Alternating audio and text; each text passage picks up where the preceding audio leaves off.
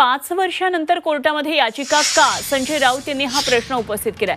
वडिलांनी 5 वर्षानंतर ही याचिका का केली? औरंगजेब प्रकरणावरून लक्ष हटवण्याचा हा प्रयत्न आहे असं राऊत यांचं म्हणणं आहे।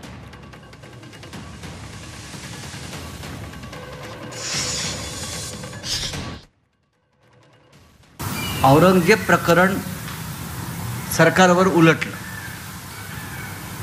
औरंगजेबाला कबरीतून बाहेर काढला, तो आमच्यावर सोडण्याचा प्रयत्न झाला, पण तो औरंगजेब त्यांच्यावरच उलटला।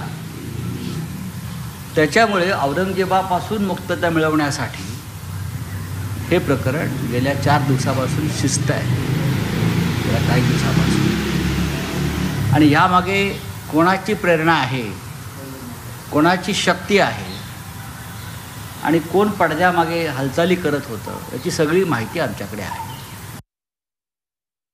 ज्या व्यक्तीचा मृत्यू झाला त्या व्यक्तीच्या वडिलांनी पिटिशन दाखल करणं आणि त्याचा थेट संदर्भ औरंगजेबाच्या कुठच्यातरी एका विषयाशी जोडणं हे किती नैतिकतेला अनुसरून आहे मला माहीत नाही।